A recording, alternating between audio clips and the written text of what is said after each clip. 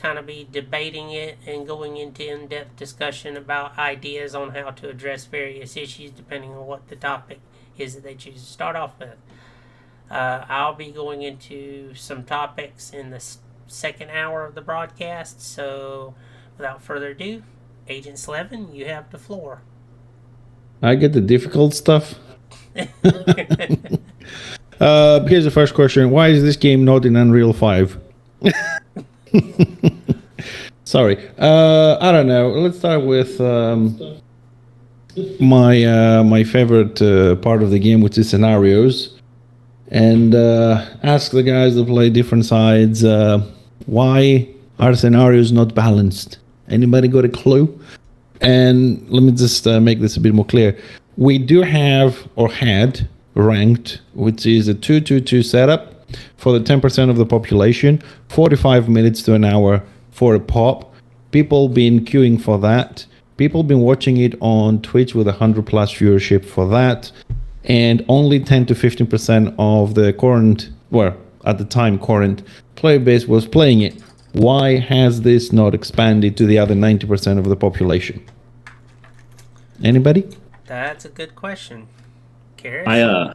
Okay, I'll let Karis go, my bad. Or Karis or Evil Jordy? Well, I have an answer to both of those, but let's see. I'll start with ranked, and then I'll turn it over to Jordy. But I agree with Agent 11 on premise. Ranked was fun content, and I talked about this a little bit last night on my stream, and it really was. I mean, it was fun content. You had players in there that were aggressive, who wanted to win. That was the whole point, right? Everybody went in and they wanted to win, which isn't always true when you're just pugging regular scenarios. Because if something in a regular scenario, if something starts to go south, you'll have a lot of players just back off, right, and sort of concede. That in all the ranked scenarios I did, I never once saw that. I never once saw a side just concede. You know, you fought it out to the very bitter end. And I thought that was great. I mean, I thought it was great, and I wondered the same question that I keep wanting to say Fixer. I'm sorry, but no, you can call me Fixer. My character is Fixer. It's all right. People know me both names. But I wondered the same thing. You know, why aren't more people doing this? Well, I can answer that. My thought on that is, ranked was all fun and everything as long as you won, but as soon as you lost, man, it was somebody had to be to blame, and the toxicity level rose commensurate with the number of times you might lose a scenario, and I think that kept a number of people out, and I think it may have driven a number of people away who were doing it. So that's my view. It just became too much of a toxic environment for most people to deal with. Okay. Over to you, Jordy. I think a system like ranked, which is like anyone could at any time press a button and see how many wins and losses you had. A lot of people do not like their KD/wins and losses like shown off to the world, right? So I don't think ranked was ever going to transition into something that the entire player base like went into. I think part of the problem though is I think the 2-2-2 format, even though a lot of people will say like, well, that it's a 2-2-2 meta. I think asking 6v6 to queue, 12 people to queue up for a single game is asking a bit much versus like people do it for scenarios, because when you get scenarios, you're like, I'm loving my character, I can learn my character through this. But like kind of what Kira said, like the toxicity for me for ranked was out of control. I personally wanted to engage with ranked a bit more. I liked the idea of ranked. I still do want to play ranked. I want to feel like I earned my, my ring that people were so like locked behind the 9,999 crest, like because they're like, well, you have to pay that because you didn't earn it. I want to earn my stuff, right? But it doesn't pop. And then when the few pops I did get, I think I played maybe 3 ranked matches totaled in like 7 months. And when I queue for it, I always queue for when I queue for every SC, right? I want to play it. The few times I did play it is um everything is extreme toxicity. It's not even like, yo, you're making us lose or anything. Before the match ever starts, like if I remember, I forgot whose stream I was watching. This is probably like 5 months ago. He was a Magus and he queued up and he got into ranked. And as soon as he got into ranked, people were like, why the fuck are you a Magus queuing up in ranked? What is wrong with you? Like just like berating him immediately. And I was just like, I feel like if rank is going to exist and we want rank to be a thing, you have to like I've heard of people. I'm not gonna getting muted for less, but in ranked we kind of allow the toxicity to get out of control, and it got to a point that there's going to be a certain demographic of people who do not like being in Discord. They don't want to be in Discord. I seen a forum post the other day, like, why are warband leaders making us get in Discord? This is dumb, right? People don't want to be in Discord. So if you go and then like start trying to force Discord, like we like said, there's gonna be a ranked Discord. I've seen people get berated for not being in the ranked Discord before they ever, when they queue up for a ranked game because they didn't know it was a thing. Like it's like everything linked to ranked for the casual player, I feel like was completely toxic. Like, wow, I'm not doing that again. Why would I engage in a system in which I'm just being berated 24/7? On top of that, they kind of like people bullied the casual guy out, so it's only the 10% of people playing it. So rank became glorified like win trading. Like I don't think people went out of their way to win trade, but I feel like if you kind of like have the same, I guess, like small pool of players together, and then like we queue together, we just know we're gonna win, right? No, really, but I'm sorry to do this, but that wasn't the question. You have very valid points, both of you, but that wasn't the question. The question was why they haven't expanding the balancing to the normal scenario for the other 90% of the population. But since you mentioned the toxicity, let me just say that I was told never to play engineer again. I was told to uninstall the game, that I suck, that I shouldn't play, right? Also, rank was a mistake because the game is not made for ranked. Half the classes are excluded because of long casting time, such as the Magus and the Engineer. Nobody wants a Bright Wizard or a Sork, right? There's only a few people that play with that. And if you play Engineer and Magus, you have to be an absolute 200% plus IQ to play him. And Discord and this and that. But my question, I return to it, is why they haven't done the 2-2 system to the other 80%? Because if we have population that's willing to wait 45 minutes to an hour for a pop, and that's only 10% of the player base of 20, then the other 80% definitely would love to have some balance in ours, because honestly, I'm tired of having 10 tanks on one side, 12 healers on the other side, and 0 DPS and shit like that. Why are they not doing it? Anybody has any ideas? Or do you think it's a mistake to have perfect balance scenarios? With some flexibility on the NA, of course. I don't think it's a mistake. I don't think I would want them to force the 2-2-2 meta, because I feel like it's not enforced. Yeah, no, it's not enforced. Yeah. I think there should be a cap, because I've seen, and this is not just from my personal experience, this is watching, because it's been about 7 months since I started this game, right? So like I've kind of lost a bit of my new player kind of like, the honeymoon phase, right? So when the Lazy Peon video came out, I wanted to see a lot of new players interact with the game, see their opinions on it, like their first takes, right? And a lot of it was like, they get into a game, Destro has like 12 tanks, or like they'll have like, 8 shaman healers, and it's like nothing is dying, and they're kind of confused. I do think we should, I'm not going to say limit how much of one class can get in there, but I would like to see like, okay, if it's a 12v12 scenario, I don't think one side should have more than like, say, 5 healers, right? I'm not saying you should like force any type of like group comp, because obviously, like, I don't think we have the population for it queuing for scenarios at any given time. But like, I don't think one side needs like 8 or 9 healers, right? Yeah, but why start a scenario when you have 5 on one side, which is the maximum you mentioned, and 0 on the other?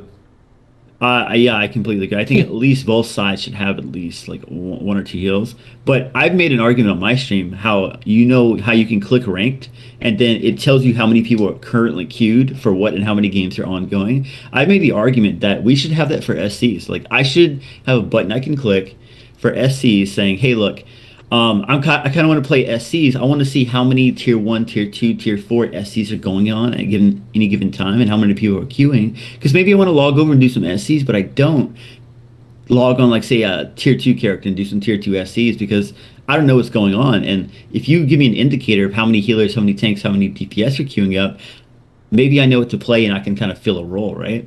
I feel like the whole Yeah, true. SC system can be expanded on, like, very well, like going forward. No, that's a good idea because I have healers and tanks and DPS. So if I know the missing tanks, I can start with playing the tanks to do the weekend warfare, for example, instead of DPS. That's not a bad idea. No, I agree. Let me throw in my 2 cents here, because I talked about this a couple times on my stream as well. That now everybody who's listening has to understand. I always make this caveat that computer coding was not my thing, so you have to take what I say from the prospect that I don't know what would be involved to make this happen as far as the coding itself. But I was talking about the notion that the matchmaker system would read starting with healers, and if one side has 5 healers queued for an SC and the other side has 3, then it takes 3 from each side and sticks them in. Then it looks at DPS and then it looks at tanks in the same way. Now, at some point, of course, it would have to fill in, missing blanks with whatever. But, that to me, that would be a logical way to at least attempt to address the imbalance that happens in a lot of SCs. So,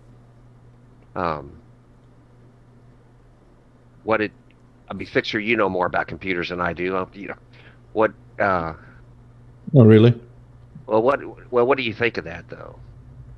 You think that's feasible that the matchmaking system could be revamped? I mean, they already Oh, do come it. on, man! They already do it for done ranked.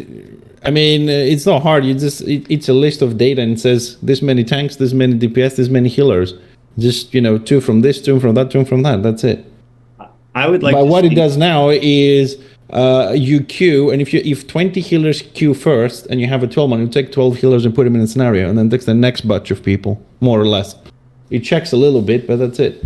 I mean, that's why you get like 10 and 15 tanks, because I've been playing, and Old Dirty was also streaming, right, with his RP, and I was on Fixer. I got a scenario pop, and 10 seconds he got 1. I had 0 healers, his scenario had 7, with 10 seconds difference. The next time that he comes out, I come out, I queue again, he queues again. He gets a scenario with 5 healers, I get a scenario with 0 healers. 10 seconds, 30 seconds difference. So I don't understand how that's possible. They have a scenario popping 10 seconds later, and you put 7 healers on one and 0 on the other one. I mean, they were in the pool, unless 7 people queued at the same time, healers 10 seconds after. You see things like that, or you notice things like that, and you just wonder, how is that working? Can I make a quick point? Yeah, of course. Even in the Lazy Peon video, when the devs gave him some characters to try out to kind of show off to his audience, like, the game and different characters and stuff, right? He gets into an SC with way too many healers on the other side. And I think there was way too many healers on both sides, to be honest, because sometimes you get into an SC, there's like 6 healers on like both sides, and there's like, 12v12 or something, right? Yeah. He even says in this video, after like a few minutes, he's like, wow, nothing's dying. This is the weirdest PvP I've ever seen. Like, I feel like I've made like, not hidden at all. I main a dock killer, and I think killing is kind of out of control in this game, especially in small scale, like, which is most SCs. You're not getting a 24v24 SC, right? I think if we ever did a limiting thing for SCs, I'd want them to start with healers. Like, hey, look, if it's a 12v12, max healers I can get in is like 4. Or if it's like, 3 group versus 3 group, max healers I can get in is 6. Instead of like, but first and foremost, before we go into the other ones, but like even when Lazy Peon was showing this video, and people kind of engage in it. When you get into a PvP, any PvP game, and just nothing dies, you're like, well, okay, this kind of feels weird, right? He even said in his video, and that's like broadcasting to his audience, right? It's like, I think it kind of looks bad on us, like as a game as a whole, right?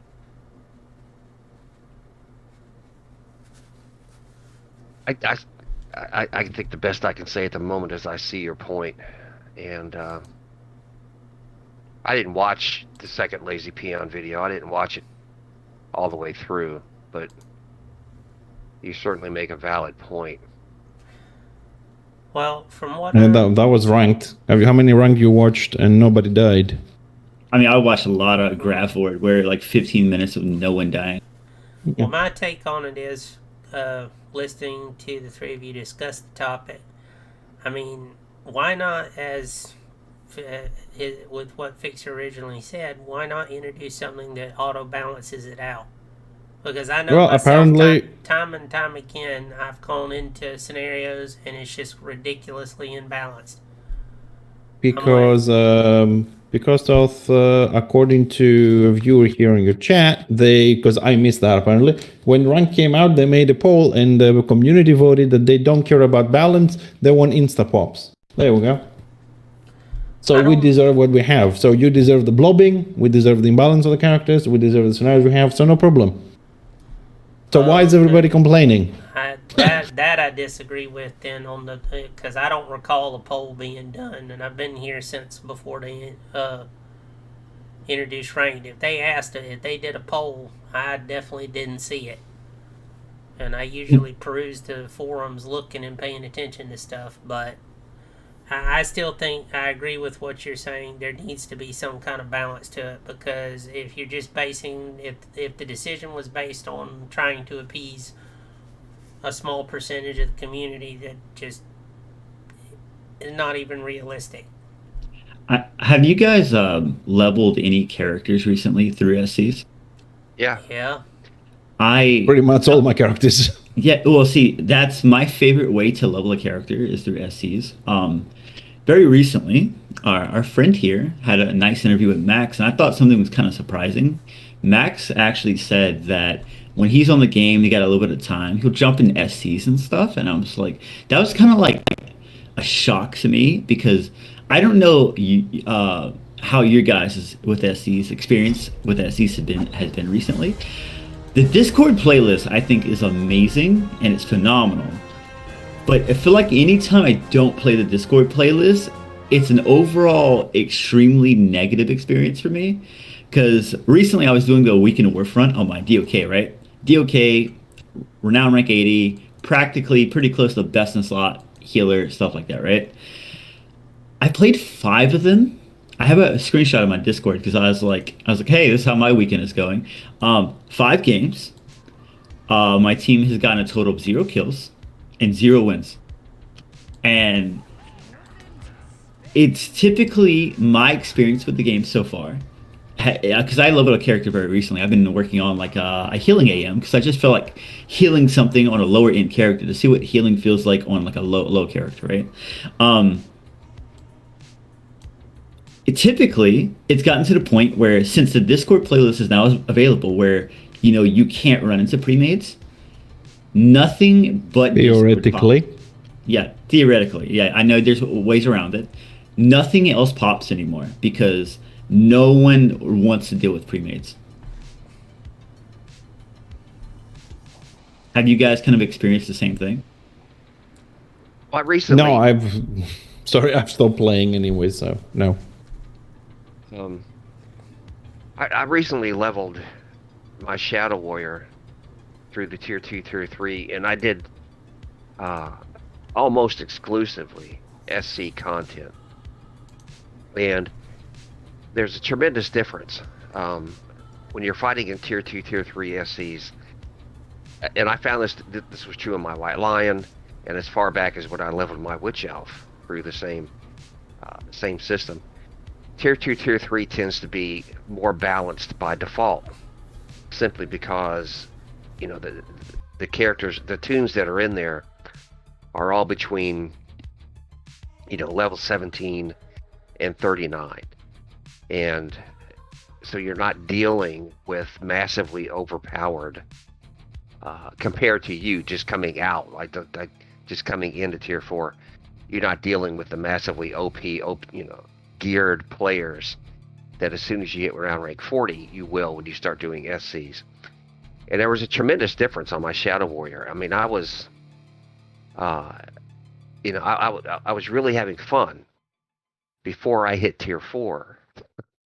And then it became, a real test, just to stay alive. And and I guess what I'm saying is the queuing system, because it's pulling from in Tier 2 and Tier 3, because it's pulling from a more specified group of players. There's a natural tendency in it that's sort of built in by design to balance the scenarios by default that doesn't exist in Tier 4. And that can be a little, once you get into Tier 4 and you're trying to do SCs and you're in mercenary gear, or at best Conqueror gear, it can be a little rough, right? It really can. It can be a little rough. But I was, in that interview yesterday that I did with Max, I was surprised, Jordy. I was surprised to hear that too. When he said when he logged on, he played SCs. I thought, okay. I thought that was great that he admitted that he played SCs. I thought that was great because that means that one of the guys who can do something is in the environment to see the same thing that we are, right? And I see that as perhaps an inroad. Monroe talked about the fact that when all this is over, he's going to, every time we do one of these, he's going to go through and pull out certain things to sort of suggest. So the very fact that Max talked about the fact that he plays SC, again, by default, that kind of gives us a hook, right? Yeah. To try to get this in front of him. So, I mean, you just said something that I heard a ton on that double experience week. I want to say a weekend, but it was a whole week. That because like I said, I tried to watch as many new players to the game as possible, like people were streaming the game. Like there's like tons of people streaming the game that were like, brand new to the game. It's like, hey, just trying out the game for the first time. It's kind of what you said. It's like, yeah, I heard it over and over. It's like, man, I was having a lot of fun until I hit Tier 4 SCs and it stopped being fun. I think it's because like when you hit Tier 4 SCs, you kind of hit a wall, right? It's like right now you queue up for a week in Warfront, guaranteed, at least in my games at least, and 80% of them is we're a pug versus a pre-made almost every time. And it's very much so. Well, you got to go. We got to go make a pre-made. I got to go find a pre-made if I actually want to get this done and actually win games. Um, if you're a character in Conqueror gear, right? Because maybe you're new to the game, you don't really understand how wards work or whatever. Maybe you mismanage your crest because you just wanted to buy everything because all the gear looks so cool. I've been there for sure. And you kind of screw yourself, right? And so I'm stuck in Conk for a little bit, and I want to find a pre-made SC. Nobody is taking a Conqueror anything, right? It's good luck. Most people don't even want you to have Fank. Like that's why I was just like. I was trying to like think about how you can make Tier 4, I guess, a bit more fun or balanced. But part of me said like, maybe I don't want to like segregate more, right? But like, do you separate like, is there a renown cutoff? But I think that would make SCs just not pop. Like I thought about this for a while because the SCs I think are one of my favorite ways to enjoy the game. And Tier 4 SCs are extremely hit or miss to the point where if I have an itch to do some SCs, I'll just go level a character. I won't even play like my max tune. oh, I'm the only change I've made as far as my Shadow Warrior goes is I sort of stopped streaming my Shadow Warrior until I get to a point where I'm a bit more competitive, right? Because I don't want to run a stream where where I have to suffer through the fact that my Shadow Warrior dies a lot. But as soon as I get up to a point where I'm more competitive, I kind of have to suffer through. And I talked about this aspect of the game. I talked about this way back when I made a video entitled "The Lobby Blues." That was some years ago when I was leveling my Witch Elf, right? That when you hit rank 40, the way the system is certainly currently set up, like you were just talking about, you hit this period that I call the zone of suffering. That's just right what the Yeah, pet name I that's came up with is this zone of suffering that you have to go through slightly to before interrupt, you. but yeah, that's what one of the viewers in chat was saying. Is basically when you hit that top bracket, you're gonna run into people that are geared. That's true enough. I ran into that when I first started playing, but kind of move things along though. You guys have covered some interesting ideas. Certainly, some solid suggestion that would hopefully be a benefit to try and even things out in the scenarios. Because I gotta say, just the way the scenarios are running now is a nightmare. So having it to where it balances it out I would think would promote better fights. Myself, I enjoy the fights. I don't see a lot of enjoyment in running into an SC and just getting obliterated over and over and over again. That doesn't encourage people to want to keep playing. I mean, I would agree with that. I've seen it. So many people kind of quit over the double experience week because they're like, "Oh, this isn't good." But moving on along, we'll shift over to Mr. Karras and Kelly, the host of the Realm Watch, and fire away with your question, Karras. Oh, okay. Now you put me on the spot. Let's see here. I was going to talk about this. It's one of the threads that was on the forum, but when we were talking about ranked SC, we actually sort of covered this ground. So I'll go here because I think this is a valid discussion or a valid question to bring up for a few minutes anyway. And this guy is discussing a bit about the fact that many times in Tier 4, there'll only be one zone open. That, once a pairing is locked, everything is restricted to one zone. And the short version is, I did a stream a few days back, that was 5.5 hours long. And during the entire 5.5 hour period, there was only one zone open. Now, I understand the counter argument, right? The counter argument is, well, with the population that we have, we can get away with it because, that at any given time of the day, the population might support having two zones open, or it might not. It doesn't really matter. Okay, that's the counter argument that I've heard. But I'm just of the opinion that, when a pairing locks, the Tier 2 zone of whatever other zone has been locked up should open up. And the Tier 2 zones tend to, here's another point I want to make. Given that the Tier 2 zones are smaller, tend to be smaller in area size, map area size, I've just noticed over time that the Tier 2 zones tend to attract more people because the fighting is more consolidated. It doesn't take as long to get from A to B. And more people come down there because, it's more of a slugfest, and it's easier to find fights in Tier 2 than it is in Tier 4 just because of the size of the map.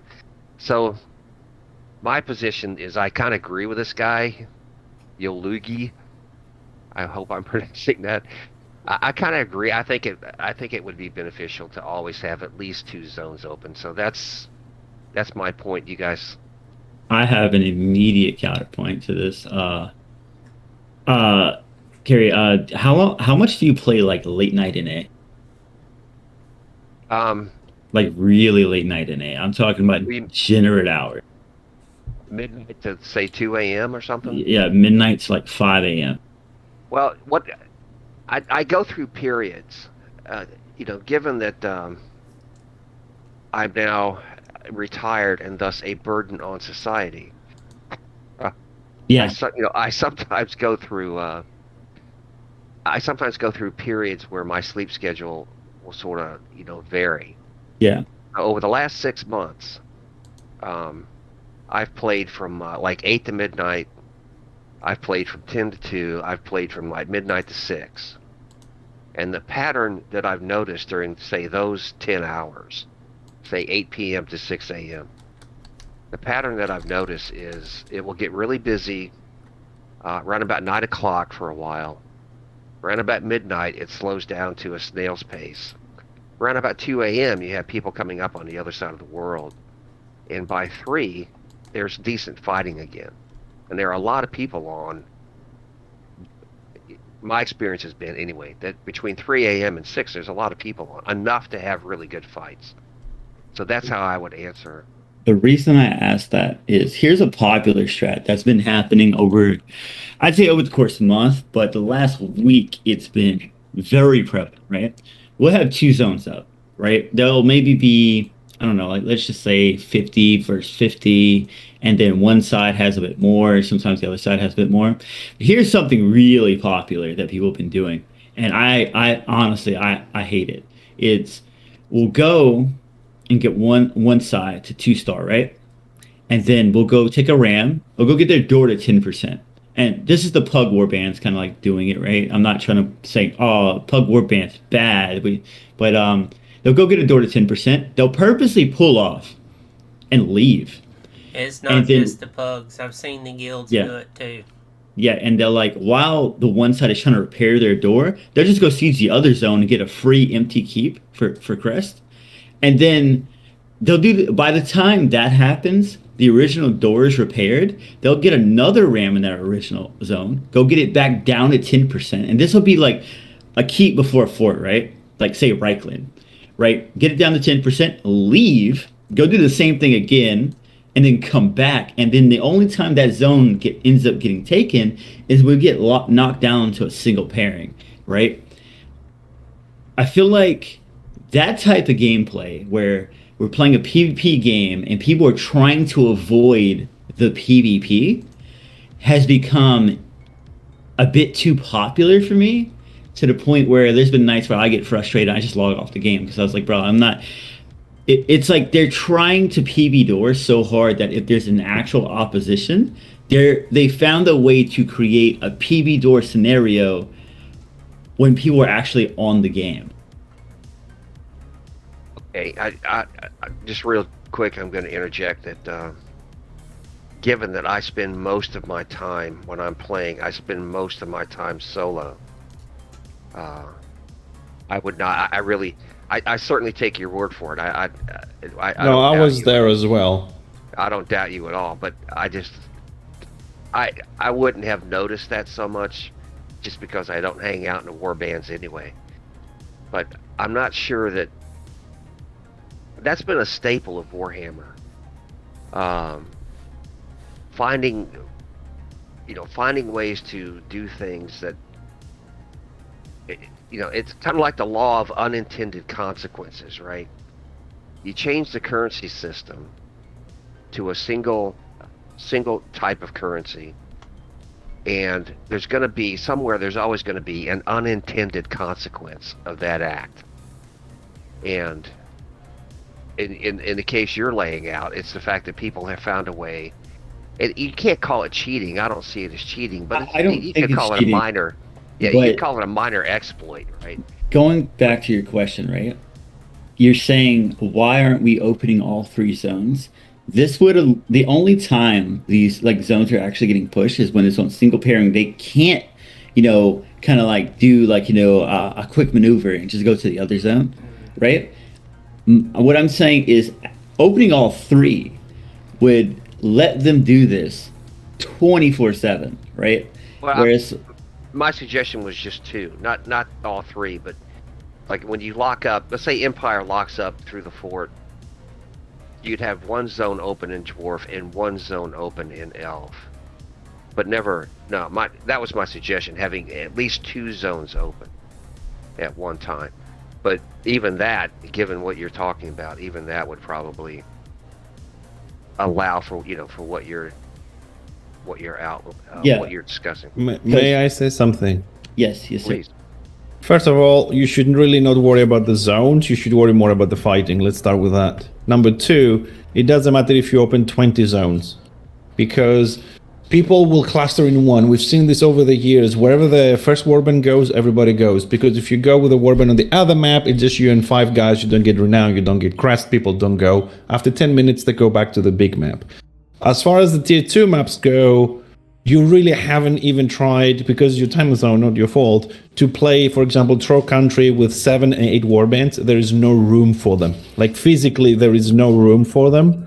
And all you get is one big clusterfuck between war camp to war camp, and that's it. There's no room to roam solo. With 10 warbands or 6 warbands or 5 warbands on each side, there is no room. It's one big blob. The map is not big enough. And we've seen this the other day. We had 5, was it 5 on the screenshot somebody put on your Discord, Jordy?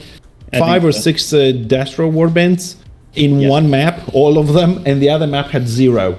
6 Destro warbands in one map, and nobody went to the second one. Never, ever seen anyone do this. The only time we've seen that happen is when the forts were actually decent to play, and they weren't a piece of, I don't know how to call it, easy to do. And they weren't that easy to do, and people were actually needed to push 2 forts, and then that's the only time you've seen a warband going over there to do something, just to have that double open. To have that double open to win 1 fort. That's it. Oh, that's all I wanted to say. So it's not going to happen. You can open 10 if you want. People will still go in 1. You open up Prague, you can forget all the other ones. People will play that one first. You open up Troll Country, people will just go to Troll Country. That's it. People don't like to hunt. They like to be helped by warbands and stuff. I will say I am the opposite opinion of that forum post. I think having a single pairing open at a time would be healthier for the game, because almost every single night I played recently, it's how can we avoid combat? Like, I recently posted a clip, right, talking about spawn camping in a fort, because Destro said, okay, Alder has numbers. We're not even going to try to defend this fort, but while they're getting a fort, we're just going to go take this other zone. So it's like people are avoiding fighting if they don't have the majority of numbers, and we've seen it on both sides. Destro will do it, Alder will do it. It's like if we have a single pairing, at least it kind of forces that fight. If we have a fort on a single pairing, you're not going to see a fort abandoned. There actually people will at least go to the fort, right? I think the double pairing thing has given like people an out on how to avoid a fight and just go run boxes and like prep for a siege. Well, then you're going to have another problem, which we already have. It's too many people on the maps.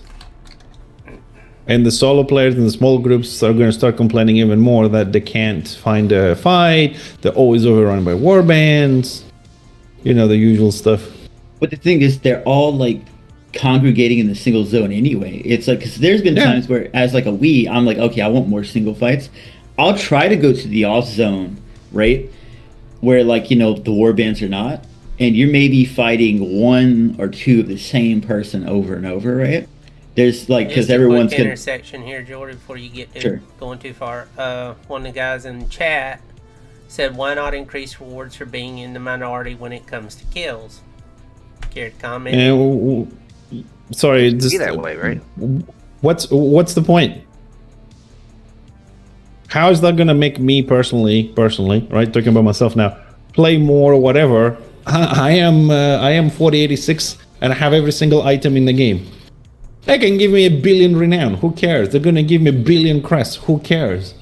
I mean, people could get a lot of crest by defending a fort and renown and what you call it, crest and renown from defending and killing. But they decided to go and AFK and leave 4 people break a door down, just to get, what is it, 10 crests or 20, whatever it is you get, depending what color bag you get. People don't want to fight. People want the easy stuff. That's true, because that's something I've seen myself time and again. And like today, Gimli was leading a warband, and they just went zone after zone taking keeps. And I saw Destro a handful of times. They had a warband. They just left. They don't want to fight. They won't defend forts. They won't defend keeps. I've seen them throw keeps, throw forts. It's like you're saying, they just take the easiest route.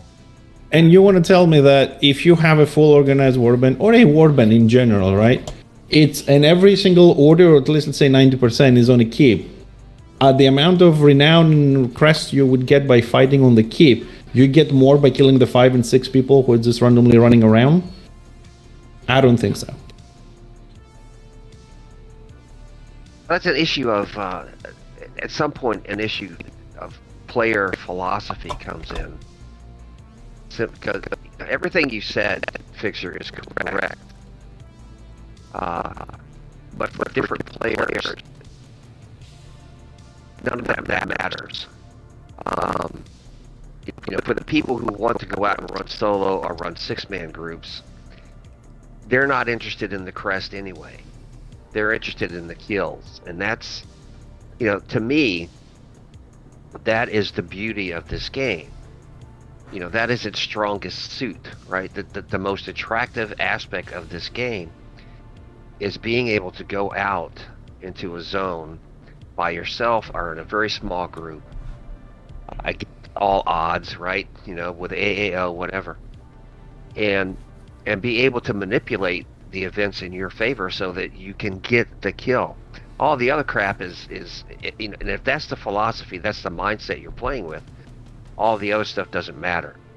What we're up against is, like you were talking about, there are a lot of people who are interested in going from A to B to C, take the keep, go to another zone, and do it again.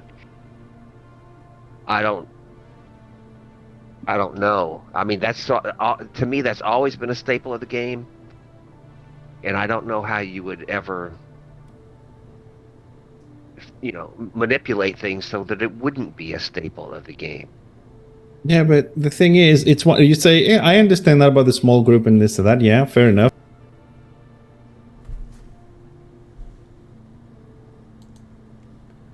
Hold on, technical issue, guys.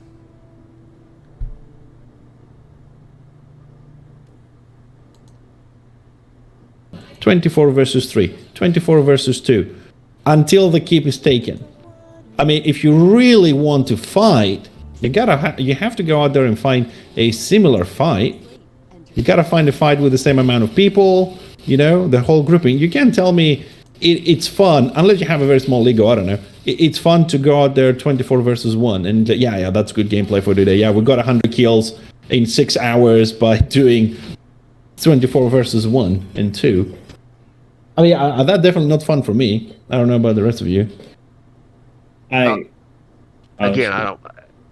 Go ahead, Jordy. So I was just gonna say, I think like a big part of my issue too is I feel like a lot of the community has caught on and started realizing that small scale just rewards way more than warbands. You still have a lot of warband stuff, right? But we're starting to see like kind of going to like the original question, like the double pairing stuff, and me bringing up like splitting. They're like completely focused on nothing more. Keeps are not being defended anymore, like whatsoever. Because people are realizing, hey, look, if there's even if like the opposite side has like just like 20%, if we have 20% AAL, right? It's like we could try to defend the keep, but we're just going to get a lot more value out of just roaming, like in a small scale. Like small scale pays way better, and a lot of people say, well, small scale takes a bit more skill, and I don't necessarily think that's true either. Like I roamed in 6-mans having no absolute clue what I'm doing,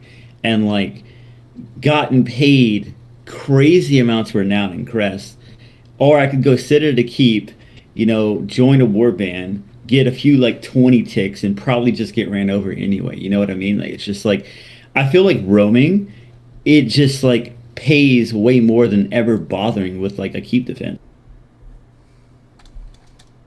As I understand the system, and I agree with you, but as I understand the system, and if this has been changed, please let me know. But the amount of renown that you get for a kill in part is based on uh, the AAO in the zone. So if you're the underdog, even if you're by yourself and you go out and find somebody and kill them, you're going to get more renown than if the odds were even. Now, I know that's how it used to be. So way back when I was leveling my swordmaster.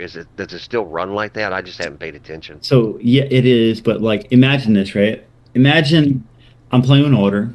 Order has 40%, AAL, right?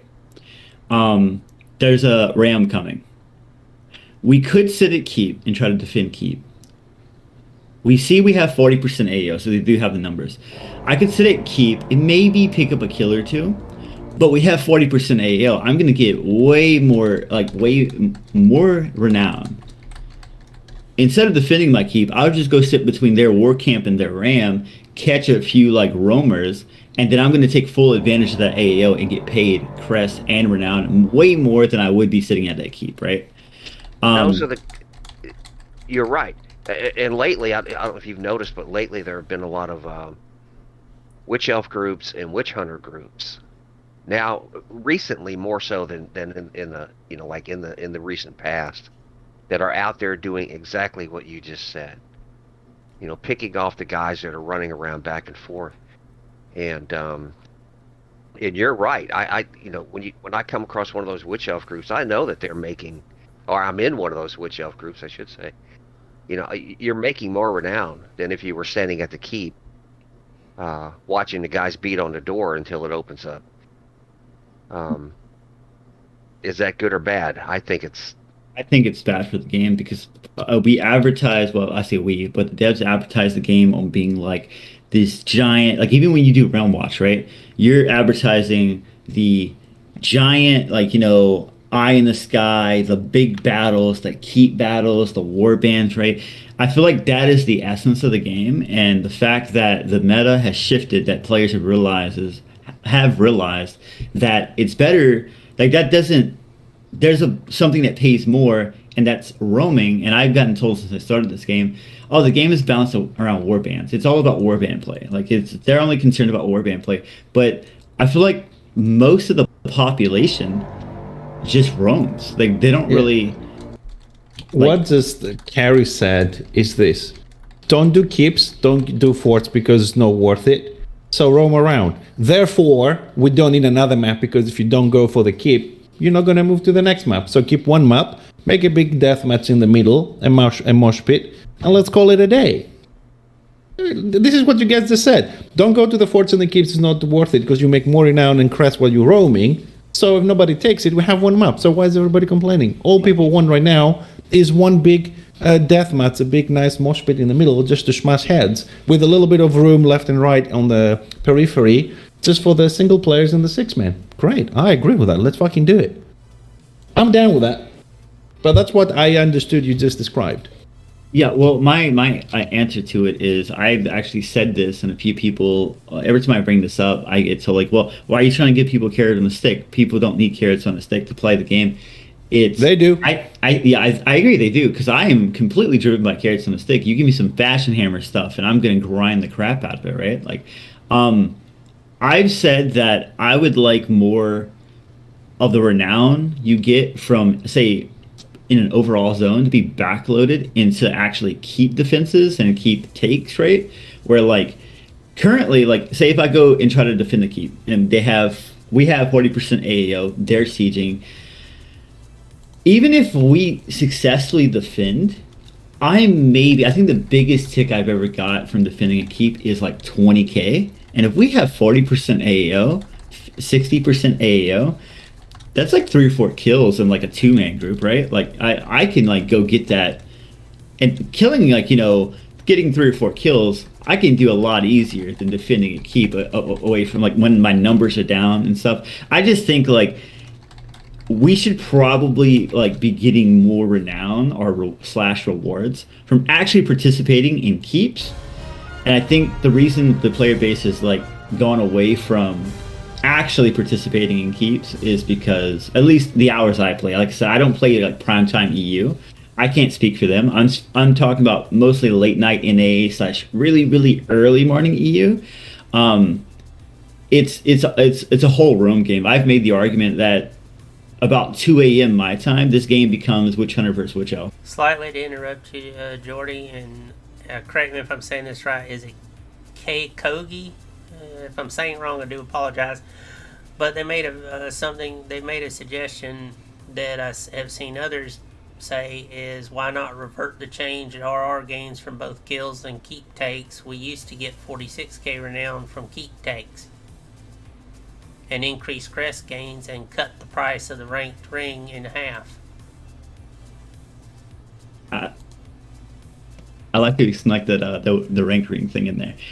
Yeah, but the renown from keeps is capped anyways in forts. You can't get more than a certain amount, and it's also determined by the amount of people fighting. So if you don't have defenders, then you don't get shit. Yeah, I think I would like more like if you put juicy rewards at a keep.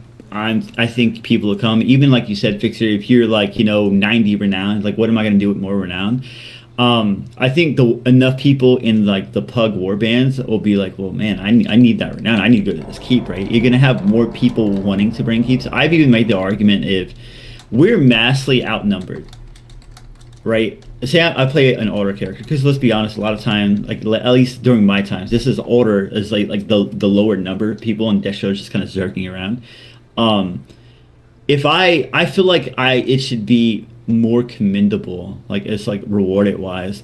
If like, hey, look, we tried to defend this keep, 20v60 or something like that, right? It's like, but that's not currently the issue. So people are like, well, I'm just going to abandon it and go take full advantage of AAO elsewhere, right? I feel like the AAL you get from a keep take / defend should be more than I would get in just like 4 to 5 roam kills. I'm sorry, I've never played for the crests, I never played for the renown, I never played for the XP. I've always played for 2 reasons. Kill my enemies and deny them to take my shit. That's it. That's all the reward I want. Can I kick their asses? That's good enough for me. The rest for me is secondary. If people want to play for the crests, I keep asking the same question. What do you do when you have 24 characters, 40-80 with everything in the game? Every single item. What are you going to do then? You're going to quit the game? That's it? You beat it? Or you're going to come back and keep playing it? I mean, I'm obviously going to keep playing. I really enjoy my job. Yeah, but then what are you going to say? I'm not going to the keeps and the forts because I need bigger rewards? That's what I'm saying. People, I understand the bigger reward issue, but that's for leveling characters. Once you're done with the leveling and you play the 4 or 5 characters you want, what are you going to do then? You're still not going to go to the fights? I mean, I think this is just like a small band-aid to a bigger issue, like obviously. It just, like I said, like I remember when I first started like 7 months ago, and I think maybe that was I started about 3 weeks or 2 to 3 weeks before they did the currency change. And maybe it's because I was at my honeymoon phase. Maybe I'm misremembering because, your first keep, it always feels like the greatest. The battle was massive, right? But people actually cared about keeps. But this is also, I made this argument before, is when you had to push keeps for a city. And they changed that. And I feel like ever since they changed that, like people, I feel like a lot of like, pride, like faction pride has kind of like just gone away because it's like, oh, let them have it. What are they going to do? Like, it can't get to a city. You know what I mean? He plays multiple characters, Kay. Hold on a second, guys. He plays multiple characters. I'm not going to interrupt everything for this, but yeah, that's all I'm going to say on that. Continue with what you're saying, Karis. Well, again, I go back to the law of unintended consequences, because what Fixer was talking about with why do the keep takes in the fortress, and what Jordy was just saying. I think all of that is a consequence of the single crest system. Forts and cities used to be something you had to work for. And if I remember correctly, the forts gave out one type of crest, the cities gave out another, and it was the only place you could get them, so you had to do that. When everything went to a single crest, forts became optional. I mean, to a huge degree, they became optional. And the only way, again, with what Fixer was talking about, once you've leveled 5 characters or whatever, what are you going to do? I think the only way to fix that would be to go back to the multiple crest systems, or in lieu of that, come up with some kind of system that makes the forts sort of, I don't want to say mandatory, but um, more enticing for people to do. And the same with the city. There has to be some reason to do the city other than just, okay, it's been 3 days and the city's open, so let's go do one. I But that's my point. I think again, I think this is just an unintended consequence of the single crest system, that Alright. the forts in the cities have become sort of largely irrelevant. You can do them or not. It doesn't really matter because you can get your crest other ways. So Yeah, I've heard a lot of people say that and have shared that mindset. All right, moving on to Mr. Jordy. Fire away I'm with your sorry. question. I'm sorry, real quick. Yeah, go I ahead. I need a 2 minute break. All So I'm gonna right, put my headphones down. I'll be back. all Thank you. right, not a problem. All right, guys. Well, what we'll do is we'll take a short little intermission and give Karis a chance to get back, and then Jordy, you'll be up with your question. You bought me some time. All right, guys. I'm gonna mute the Discord for just a minute so everybody can take a break, and I'll try and weed eat through some of these questions in the chat while you guys are getting up and stretching your legs.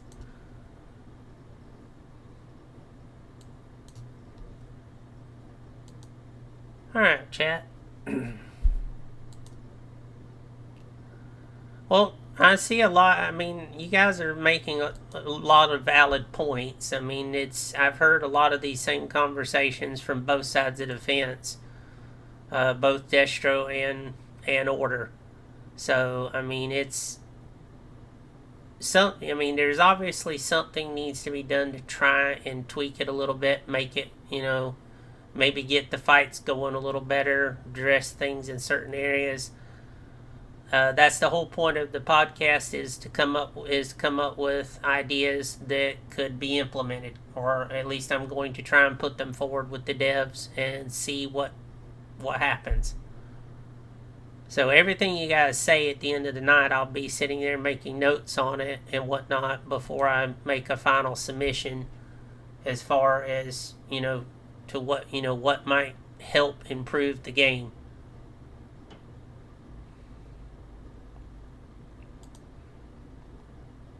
But by all means, you guys share your ideas, your thoughts on it, anything that Fixer, Karis, and Jordy are commentating on, discussing. And I try to slip some of your questions in there, if it's pertinent to what's being discussed. So I'm not ignoring you guys. I'm reading everything you guys are saying. I'm kind of perusing it as I go, and if it's on the topic that's being discussed, I add it in there.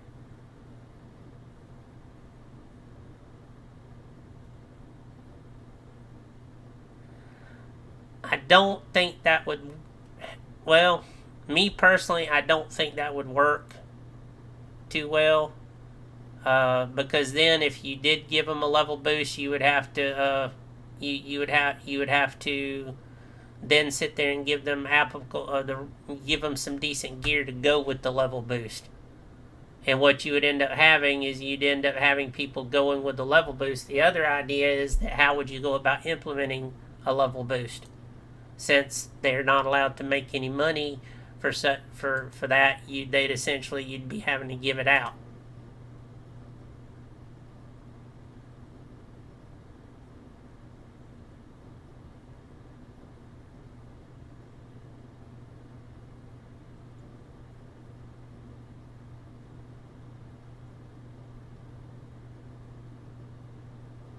I intend to have more people on the show as time goes, Doom. This is the format I ran with for the first one. I couldn't fit every single person for every single aspect all into one show. There's just no way.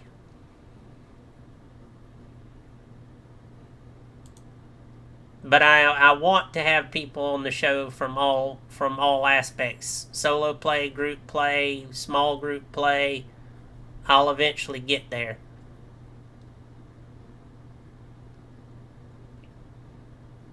I mean, I play war. I try to find war bands and groups to get into. I don't care for the small roaming teams. I just never have. That's not my thing. I enjoy the war band play. Will I play solo if I have to? Sure. I just don't find it as entertaining as the warband play.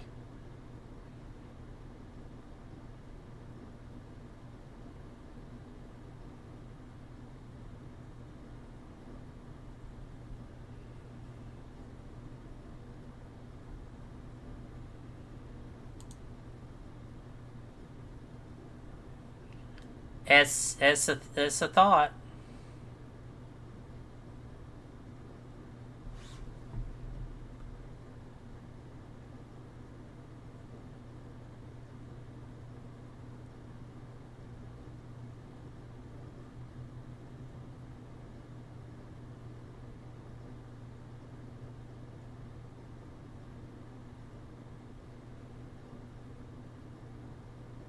Well, I'll reach out for my next one. I'll reach out to some 6-man groups on both sides and see if I can get them to come on the show.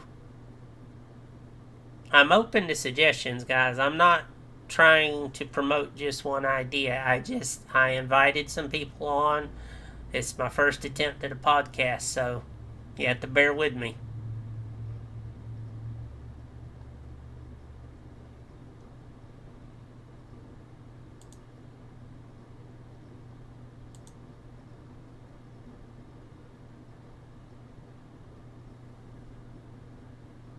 Plus, some of the people that I did talk to that were in roaming groups were not really receptive to the idea of being on a podcast. That's why I didn't continue down that avenue with them. But if you're got names of people that you would suggest, I'm more than willing to listen. But let me unmute Discord and see if the guys are back. You guys back? Toth, I have a question for you. Yes. All right. I might be putting you on the spot, so I don't mean to grill you, but do you think pineapple belongs on pizza? That's not pertinent to what's being discussed. Okay, can y'all hear me now? Yes, we can hear you. Okay. Sorry, some reason my headphones cut off. Yeah, it's fine. Fixer, you back? Oh, I never left. I'm just playing wrong company. Nice. Okay. All right. Well, now that we're all back, we'll go ahead and put Mr. Jordy in the hot seat. And Jordy, you're up, dude. Fire away with your question. So, my question to you guys is, what do you think? Because I think this is a part of the game that severely lacks more than any other, in my humble opinion. What do you guys think should be done about the new player experience? Because I know when I started this game, and I know you guys started this game forever ago, right? But when I started this game, I got lucky and someone kind of caught me questing. And basically, because I was playing this MMO like every other MMORPG, right? Where it's like, oh, well, you're going to have to go quest and like, do dungeons and you get hit max. And then that's when you get to start having fun. But in this game, you kind of get to start having fun right away from level 1. You can just go jump in PvP and have a blast, right? Someone actually grabbed me at level 2, seen me questing, asked me what I'm doing. And I said, questing? And they said, no, follow me, right? And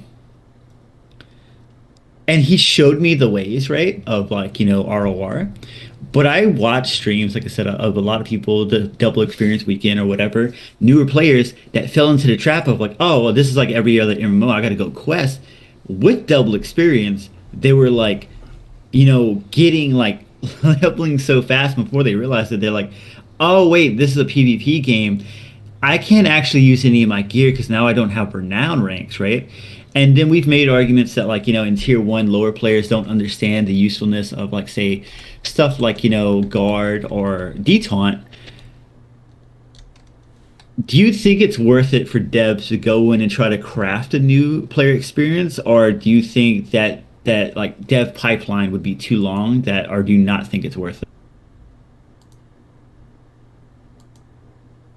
I seem to remember somewhere reading that there is like a new quest line that was recently put in.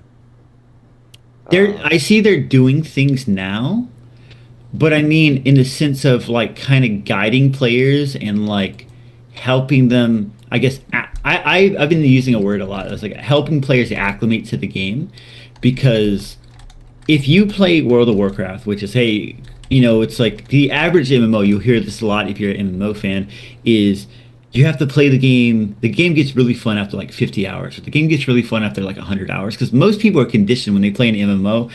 All right, I got to go grind mobs before I get to have fun. But RoR is very different. That's why I have a lot of fun with this game. So you can make a new character level 1, have fun right out of the gate. There's no like kind of downtime or boring aspect to it. Yeah. Yeah, Yeah, you're right. Yeah. But like, say, like the whole, like what I was saying earlier about the Conqueror problem, like getting stuck in Conqueror or jumping in an SC in Conqueror. The average player that doesn't know how RoR is kind of played will have that problem, because he's going to hit 40 so much sooner than his renown hits like the Vank level, or even like sometimes even the Conqueror level, right?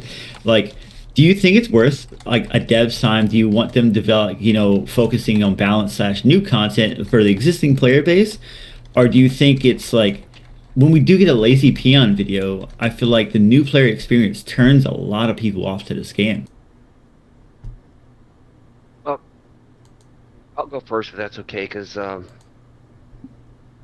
I've never been shy of engaging in a bit of shameless self-promotion.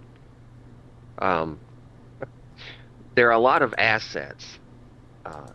There are a lot of assets in place for new players to go look at, to get an idea of what the game is truly about.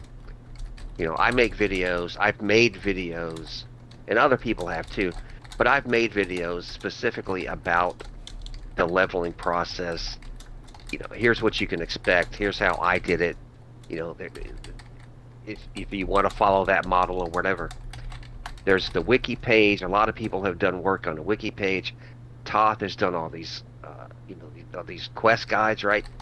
And a lot of other people, do put out content that is separate from Twitch. Twitch is, again, another asset, but a lot of people put out content that would help new players. I guess where it breaks down, where that chain breaks down, is I'm not sure how well all of that is promoted. Right, where somebody brand new comes in and has no idea all this stuff exists. Is it on the front page of the forums? Is there a listing? Maybe, and that could, because there's a lot of good content. There's a lot of ways that without having to talk to a single soul face to face, if you don't want to, there's still a lot of places you can go to learn and get an idea of what goes on, right? Yeah, but people don't want to do that. As a lot of people say, I'm playing the game. Why isn't the tooltip telling me what to do? Why isn't there a tutorial in the game? Why do I have to shut down the game or minimize it and go and watch Twitch and go and watch YouTube or go and read a wiki? Basic stuff. Today is 2022. People need tutorials. People need to tell them, when you put 9 points in your tree, you have to put a 10th one and click it. They don't test, they don't try, they don't look further. If you don't put it in their faces and rub it and say, this is it, you press the button here, they don't get it. I don't know. That person. I've seen that question a lot in advice chat. Yeah, I was that person. I thought the game was bugged. I was like, where's my ability? If you don't have it, explore. Click it. You remind me, 20 years ago or so, my cousin, when I showed it for the first time, Word, right? Office, Word. And I said, look, I'll open it up. And I said, look, press anything you want here, check the files, write a little bit, copy paste, whatever it is you want to do. He says, but what if I break it? You're not going to break it. Just press it. What if I break it? You know what I mean? Well, people are just afraid to try things out, man. What I will say is I'm the kind of player, right? When someone's like, hey, Jordy, this game is about this, play this game. I'm bad with this sometimes where like there's been games I've been excited to play that I will just go look up so much content, right? That I just feel like I kind of ruined like the kind of wide-eyed new player experience, right? So like in my later life right now, like I've tried, like if I go watch a movie, I'm interested in a movie, I'll watch maybe a trailer or teaser up until I want to watch the movie. Then I'll just stay off the internet. I won't look anything up on it because it's like I want to experience it. You know what I mean? And that's what I do. Yeah, I think with video games have gotten to that point where you could actually, if you look up too much on a game, you're not really, I guess exploring, going on your own adventure. You're just kind of doing what you've already seen in a YouTube video, right? I get what you're saying, Jordy. I agree with you. But I also, from a standpoint, because as going back to my old EQ days and even WoW, I understand, with this game, stepping into it, it is a big learning curve, and it's more or less people trying to look up stuff on rotations, informational classes, to get a better understanding of things. Some people, that's what they prefer. They prefer to have that information available so they can research it and get a better understanding before they jump into it. A lot of people... Go ahead. Yeah, or they just want to do it the fast way. How many times you had people on the streams and said, what's the best solo class? What's the fastest way to level up? And what's the rotation? And then you give them that. That's why I stopped doing it. You give them, let's say Witch Elf, Witch Hunter, okay, whatever. And you tell them this is how you level up. This is the most efficient way. This is a rotation for you. And then they come back a month later and say, yeah, but I can't kill that class. I'm like, are you switching your buff to the healing debuff because that's a healing class? Oh, should I do that? I'm like, oh, piss off. You know what I mean? People really want chewed food to be given to them. They don't like to explore. But just a small little parenthesis. I agree with Jordy. Any game I play, people tell me that's a great game. I'll watch maybe the trailer, which is 1 minute, and then I don't look anything else. I want to go in there, explore the classes, do mistakes, restart, redo, and learn. You know what I mean? Because I feel that if I watch all the builds, all the builds, the rotations, and everything the game has to offer, I've already played the game. What's there for me to explore? It's not a game anymore. I've already done it. You know what I mean? Without even playing the game. Well, we are going into into the second hour, so I do want to kind of move the conversation along, Jordy. So if you're gonna, well, can I just add one more point to it? Go ahead. That I thought was very interesting with the Max interview.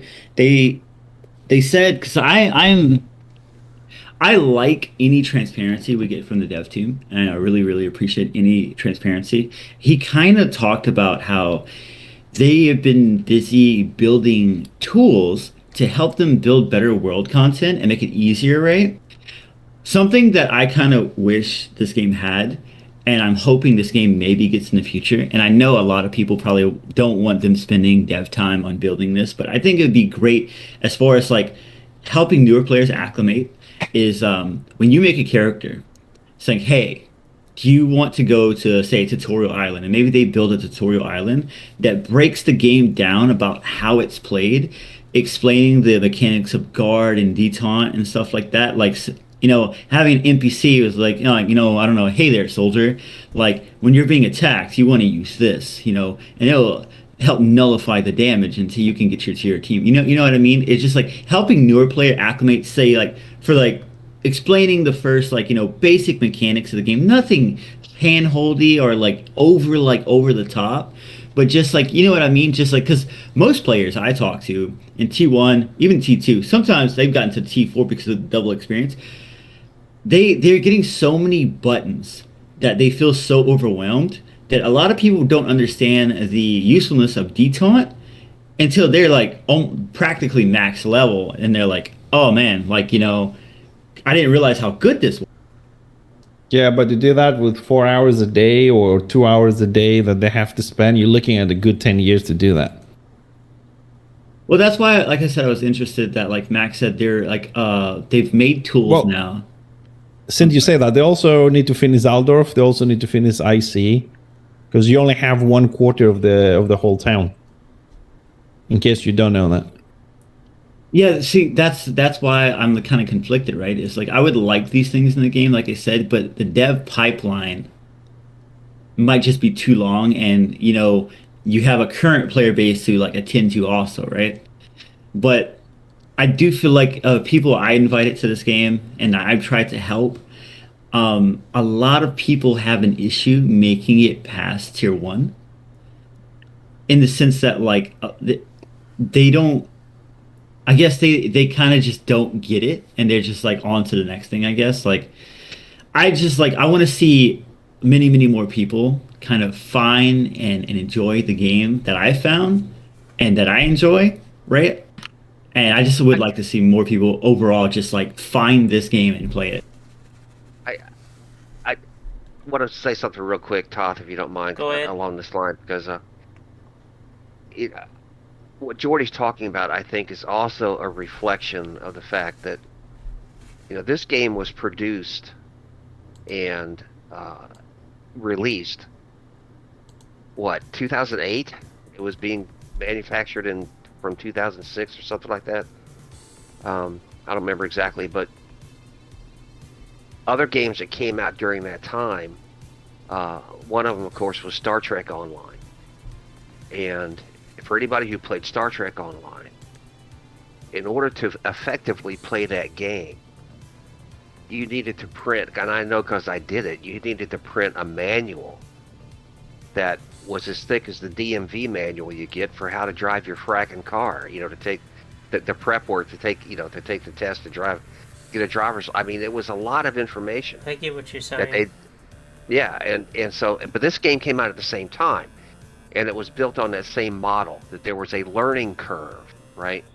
In order to really be effective and really enjoy this game, there was a learning curve that you had to go through. Now, what Fixer's saying is true, is in today, games that come out today, in the last few years, most people who play them either don't want to have or just don't have the patience for that. They want the instant immersion. They want to get in there and just play. And so, Jordy made a suggestion of an NPC that would say, something like, "Hey, sailor," or I'm sorry, you didn't say sailor, but anyway. But that kind of reminded me of the whole "Hello, adventurer, welcome to the town of Honeywood," that kind of thing. And that would be really useful, but I think Fixer has a point where it would just, I don't know, again, I don't know how long it would take to code something like that, but I think it will probably never get done just because it would take too long. I get Right? that. It would take too long to set it up. My, But we're up against that point that there are a lot of players in today's MMO world that for whatever reason don't have the patience to go through that learning curve, which is the beauty of Tier 1. Tier 1 isn't a place to go and fight. Tier 1 is a place to test which character you want to go forward with. And I think a lot of people don't know that. They don't get that. That Tier 1 is where you test which character you want to play, and then when you find the one you like, you then move forward with it. That's all Tier 1 is for. well, I mean, Yeah. even like to go back on when you said when the game was made, if you go back to RuneScape 2, RuneScape Classic, which came out in like 2002 and I think like 98 or something, right? Even that game had a tutorial island explaining the basic, like a tutorial you have to go through before you can do anything else, explaining like the basic mechanics. I think like a lot of times you hear the voice of like, "Welcome, traveler, to a world, like Warhammer Reckoning," and it's just like that's about the only tutorial you get, I and get then what it's you're like, saying on it though. But yeah, Sorry I to know, interrupt. South is trying to move us along. Move things along. I know something on a different game. Lord of the Rings did something with that. When you're in the character selection, you get a little playthrough video. Plus, it gives you a readout of the working mechanics, the base mechanics of what that class does. So that may be something to explore here. Don't know that it would work, but in Lotro it does do that. It literally gives you a video breakdown of your base stuff so you have an understanding going into it before you even hit the play button. So that may be an idea, but other than that, are are you done with your topic though, Jordy? Before I jump into what I was going to put out there. I just want to get Fixer's opinion. Fixer, what is your exact opinion on it? If you don't mind me asking. On what? On like Tier 1. that, not just tier one, but adding more of a. I guess you already said your piece. Like it's just like Today's kids that play the game, dude, they just want everything ready. Why do you think we have so many mobile games coming out with 4 buttons? 4 buttons. Tap. When you give them a game with 18 buttons to play, even if you just press 5 and the other 16 or whatever, they're just situational. They're like, what does that do? Oh shit, it has a tooltip. Oh fuck this, I'm gonna read that. Of course it's needed because today's people just want to tap that stuff. It's that simple. It's not complicated. People don't like to read because I had people come in and said, well, I can't find this. I said, there's a wiki, you can go and read on a wiki. There's videos. Oh, I can't be asked to go and search for all that. Should be in the game. Bye. You know what I mean? If you really want to play something, you play it. But if you're like, yeah, let me go try it, then you don't. It's required if you want to keep people in here. New people.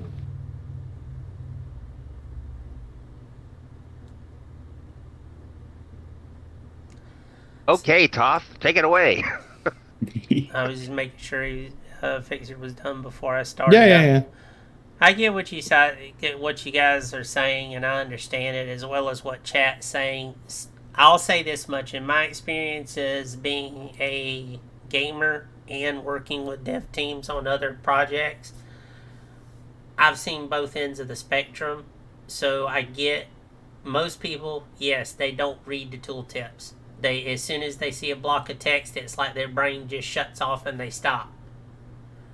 With others, they enjoy that. So while it would take some time to implement something like that, I would still say do it so that it helps out those people that learn better from that aspect. And if you got the people that just don't want to read and they just want to smash buttons till they figure it out, that's what they're going to do.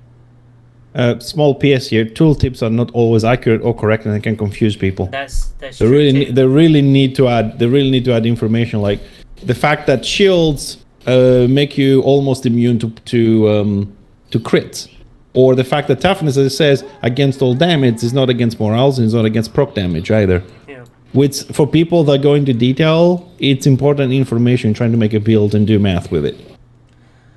All right. Well, from my getting on to Hey, the Todd. question that I wanted to put forward to you guys, and this is something that I've listened to from both Destro and Order, and it's been a constant thing that I've heard from people is one, how do we get more people in the game, and two, the condescending, or I'm trying to think how to say it. Basically, in short, you have people that do come into the game on either side, Destro or Order, and they ask a question, and the first thing that happens is you get people basically being asinine towards them, which is completely counterproductive because all that does is it reinforces, hey, don't say anything, don't ask anything. Just play your character and do whatever. Figure it out. So my question is, how do we go about trying to change that mindset? I know for my part, I'm trying to do it by doing the video guides, by doing the quest guides of the cities, by trying to answer questions when I see them in advice channel and in my stream. I mean, I'm one person in a chorus of voices. So that's my question. What would be your suggestion on how to try and address that area of the game? Because that is something that is currently choking the life out of this game. I will say that I can only speak from late night NA because I do go to school and work, and typically by the time I have free time, it's late night NA. I've seen a lot of like toxicity staying out of advice chat. Typically, when people ask advice chat, it's been pretty wholesome, pretty helpful. At least during the time I play. I don't know if it gets really memey during the day EU times. Um, but even as a new, when I was a newer player, because it was only like about 7 months ago, I still kind of remember it, right? I remember what Fixer was saying. I remember being a guy in Vice Chat asking, why can't, like, why am I not getting this ability because I'm spec'd into a talent? And then someone explaining, oh, you got to click on it, right? It's Advice Chat has been really helpful towards me, but I feel like a lot of the toxicity starts coming into play when you start getting into the lakes and getting into war bands, I guess, in my experience. But Um, I'm sorry, I don't really know how you stop it. Um, I think maybe we asked the devs to take like a concrete stance on. I don't want to say censor people, but like if we, adding I don't know, adding a filter, like you know what I mean. It's like how do you stop toxicity? Because if you look at a game like World of Warcraft, they just kind of they obviously you can't use racial slurs, but the whatever goes, goes, and like the game is known for being toxic. However, you got a game like Final Fantasy 14, which is a known game that will ban you for being toxic. So people will still be toxic behind closed doors, but they just will stop using chat in the game because they don't want to even risk getting banned, right? It's like how do you strike that happy medium? uh, my response is I look at the Return of Reckoning server in the same context as any other human endeavor, right? Um, in any endeavor in which we as a species are involved in, you're going to have those who are here for reasons other than simply enjoying the game. You're going to have those people who, for whatever fracking reason, right, for whatever reason, uh, get the most fun out of their play experience by making other people miserable. That's just part of human nature. And that's going to creep into our realm the same that it creeps into any other realm. It's going to be there at some level always. So to so I've sort of made peace with it over time. I've sort of made peace with it by simply acknowledging that fact. I talk about it on my stream sometimes. You simply acknowledge that fact, and when you encounter one of those people, you just move on. You just ignore their dumbass and move on. Now the trick is, uh, like you're talking about, when new people come in and encounter that, a lot of times that's enough. That's enough to drive someone away. Uh, which is which is to me that is a real problem. I agree with you on advice chat. Advice chat lately, more so over the last year. I mean, advice chat has been sort of very friendly and very helpful. I think learned, a lot of people who've been here for a while learned from the first Lazy Peon video. We had a massive influx after the first Lazy Peon video. And what was the first thing that happened? They had that stupid everybody go back to tier 1 event going on. And so all the new people coming in just got, just got steamrolled. Okay, well this time they did something different, right? They were double renown and experience weekend, which I thought was a very brilliant move. Uh, I've drifted a little bit, but what I mean is, that is the kind of effort that needs to be made to keep the new player experience as positive as possible. And there are a number of ways to do that, but I suppose before I turn it over to someone else here, I think the most effective way is for the adults in the room, which there are, most of the player base, the majority of the player base would qualify as the adults in the room.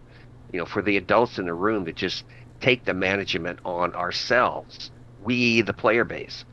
When we see someone getting out of line, we need to be the ones to say, okay, come on, man, because it's a game. The bottom line is a game, right? And if we wanted to keep surviving, Todd has a point. If we wanted to keep surviving, we sort of need to take on that responsibility. All right.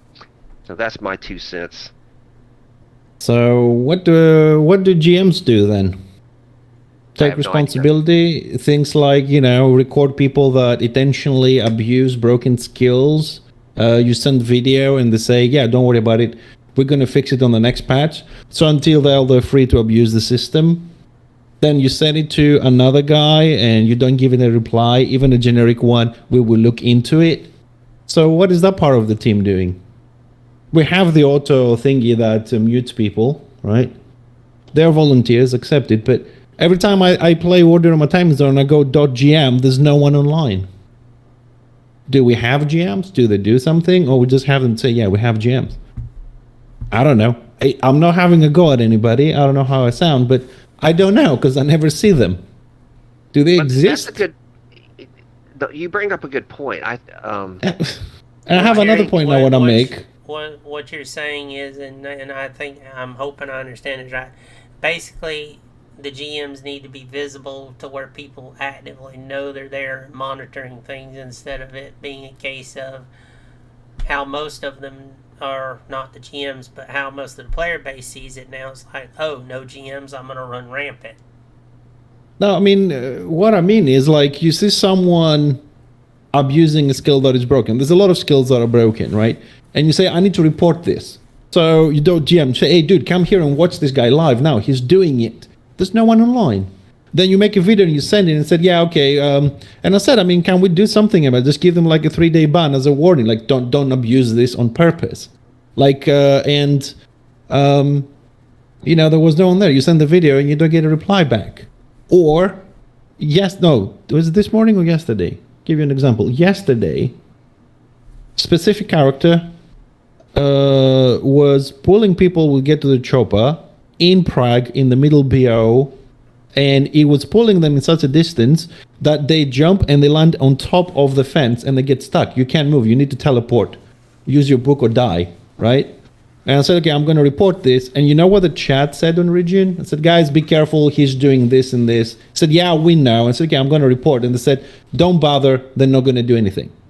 I mean, are we doing anything or we're not doing anything? I don't know. I mean, we're talking about toxicity, but it comes from somewhere. It doesn't just show up. If people have been reporting things and not action has been taken that people can see. I mean, every now and then you see this person was banned for evading the ban. This person was banned because of this. And couldn't we see something temporarily banned for abusing skills or, bad behavior or whatever? People need to know that things are happening. Otherwise, we go into this passive-aggressive mode like, he's abusing. I'll just log off until he does because they're not going to do anything. There goes your population. I mean, you're there to play a game. If you can't play the game, then you find another game. Every little thing adds up and people go away. Unless you have a thick skin or you're an idiot and you say, okay, I'm just going to keep moving forward, keep dying and dying and dying and dying and say, yeah, I had a great night. I get what you're saying. I don't know. So you can still level up by dying, by the way. Basically, for those that don't know. To have the GM or have more GMs, but have them more active to where people know they're there and can see more transparency between the GMs and the community. So, if I'm understanding you right. Mm-hmm. Before we get too far, I do want to tell like a little story of my personal experience about someone I was dealing with in one of my chats one day. Right, he came in my chat. He's just like, dude, like I just got banned. This was like during Double Experience Week when we get all those new players, right? Apparently, from what he told me, he like just started the game maybe 2 days ago. He got like 35, and he's like, yeah, I just got banned. And I'm like, oh, why'd you get banned? How do you get banned before you even hit 35? He's like, I don't know, this healer wasn't healing in an SC, and I messaged him and told him he needs to delete his fucking character because he sucks. Like, and they banned me for that, and I was just like. So these bans for toxicity are happening. I don't know if I would say ban him in that case. I'd probably mute him for 3 days and say, hey, this is a slap on the wrist. Next time you do it, you're done. Right? Like, but I do think we probably should be handing out like more like, chat mutes, because I do see a lot of toxicity actually. And I do think more muting should be a tool that I think they utilize more. But then again, I don't really like go and harass people. So I don't know how actively it's being utilized. No, either. I mean, no, look, that's cool. I mean, the guy took a screenshot of the chat, sent it, something happened, okay? All right, so how many people know that actually happened? You, was the guy told you? Was there a server announcement? Even without a name, just say, this person or whatever, Because people need to know who's the toxic people, who they need to look out for that. I mean, we're looking to protect people, right? We try and tell, don't troll, don't say lies, don't do this. We try and help people in the game. But do we have some more support? Because, I've done a couple of reports and I haven't seen anything happening. And when you say I'm going to report this and the whole, like not the whole, but let's say 6-7 people, the whole region doesn't type, say, don't bother, they're not going to do anything. It gives you the mood, at least for order that I play, because I don't play Destro, it gives you the mood or the idea people have, right, for the team. They're like, yeah, why bother take a screenshot? They're not going to do anything about it. They need to step up and start showing that they are there and they're doing things to control all this.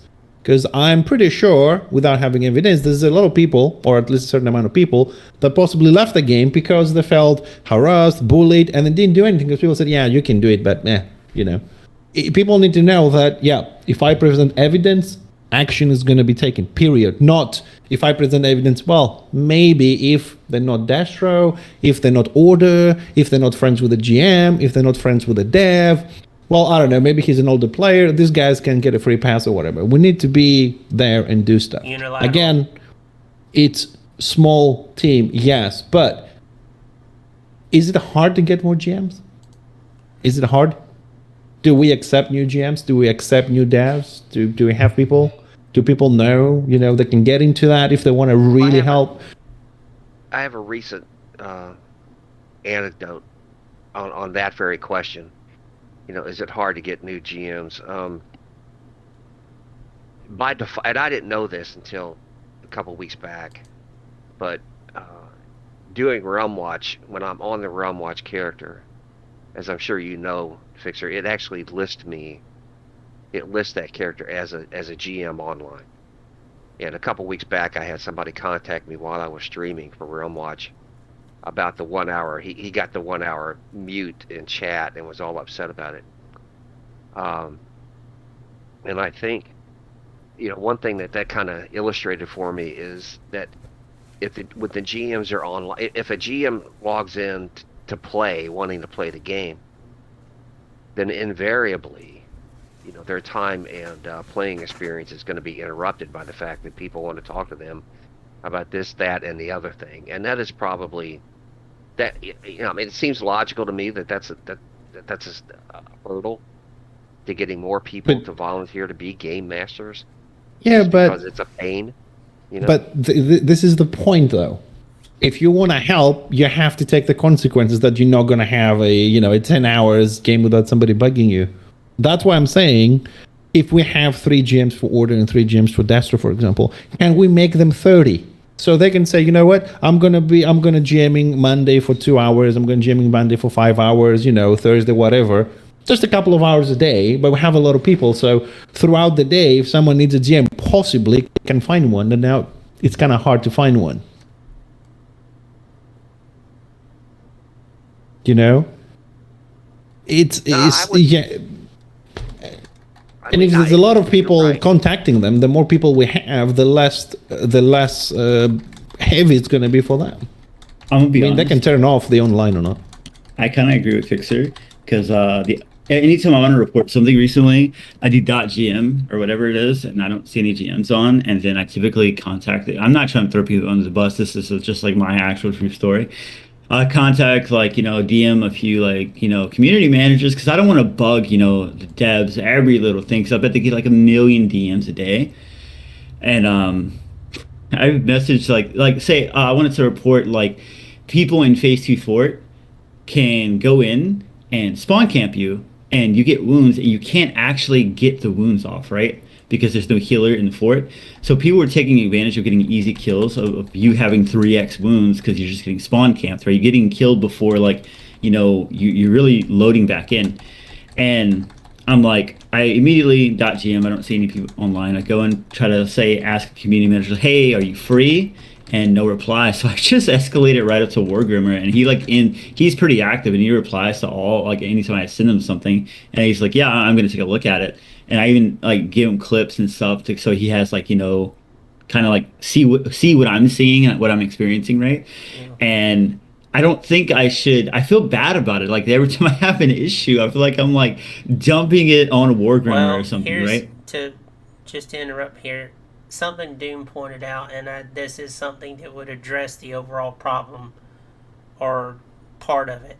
One, as Fixer said, more GMs to split the load, have them work. Say, okay, let them know, the devs, or to let them, when they're getting interviewed, say, okay, this is what time slot I can cover, and schedule them so that there's always a GM on at that specific time to cover the load. Split it up. Doom's got a valid point here. Split it up so that they can split the load, so it's not all on one person's shoulders, because as it stands right now, it's a handful of GMs, and when they want to play, they're just getting bombarded. Well, as Fixer pointed out, it comes with the territory. If you're a GM, you openly, hey, if I'm on, people are going to expect me to do stuff. There also needs to be transparency in it, so that the community knows that the GMs are protecting them, and so they're not left wondering, well, am I just getting thrown to the wolves? And I know some people are going to say, well, that's hand-holding. No, it's not. You're trying to keep a level of civility in your community to encourage positive growth, not sit here and literally have the dregs of every other game come onto your server and run your population off. I mean, I hate to say it like that, but that's literally what can happen if people don't see that, if they're unsure, hey, where, do we have GMs? Do we have anybody, looking out for us? Two quick points. You mentioned community, or somebody mentioned community managers, and I think that's one of the problems. And I'm not going to mention any names here, but last time I saw the list, the lead community manager was a guy who doesn't even play the game anymore. Yeah, that's something. Then it needs to be vented. Yeah, and so what's the point? What's the point of having a community manager program if the guy who's supposed to be running it doesn't even play the fracking game? I don't know. And the game master thing.